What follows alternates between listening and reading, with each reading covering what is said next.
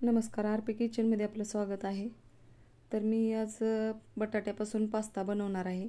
यासाठी 2 बटाटे उकडून घेतलेले आहेत। वरचं साल काढून घ्यायचे आणि खिसून घ्यायचे। दोन्ही पण बटाटे मी खिसून घेणार आहे।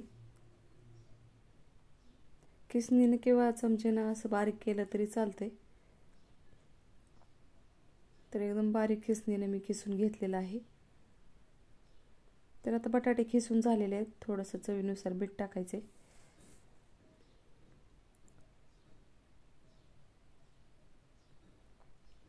तर ह्याच्यात गव्हाचं पीठ टाकलेलं आहे 2 मोठे चमचे आणि कॉर्न फ्लॉवर टाकलेलं आहे 2 मोठे चमचे। तर आणखीन थोडंसं लागलं तर गव्हाचं पीठ टाकायचे आणि एकदम छान असं पीठ घट्ट मळून घ्यायचे।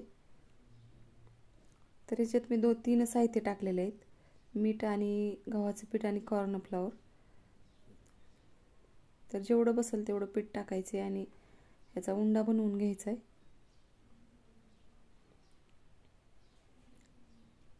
तर थोडंसं खाली पीठ लावून त्याची पोळी लाटून घ्यायची। तर चपातीपेक्षा थोडंसं जाडसर ठेवायचे, जास्त पातळ लाटायची नाही। तर दोन्ही बाजूंनी पीठ लावून घ्यायचे, पोळपाटाला चिकटण्याची शक्यता असते। तर काटे चमच्याने अशा पद्धतीने डिझाईन बनवून घ्यायची ह्याच्यावर आणि कट करून घ्यायचे।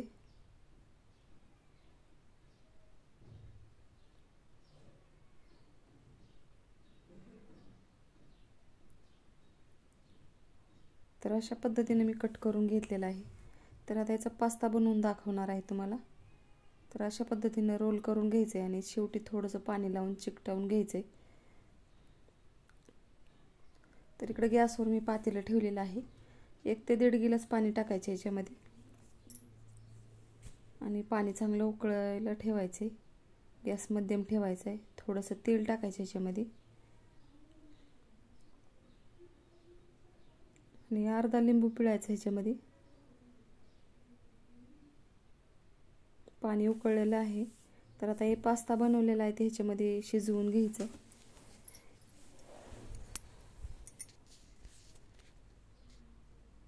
तर आता पास्ता शिजलेला आहे, एका चाळणीमध्ये काढून घ्यायचा आहे।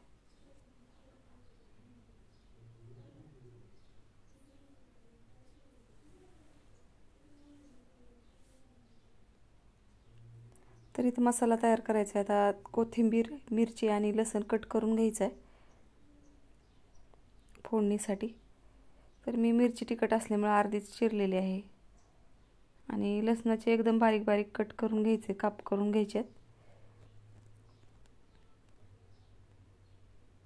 तर 2 लसणाच्या पाकळ्या घेतलेल्या आहेत, एकदम बारीक कट करून घ्यायच्यात।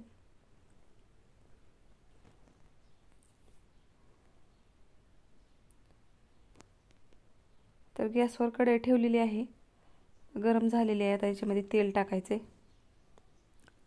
लसूण टाकायचे, मिरची टाकायची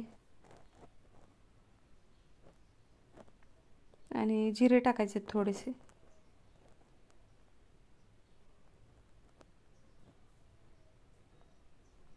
तर आता हे चांगलं तळलेलं आहे।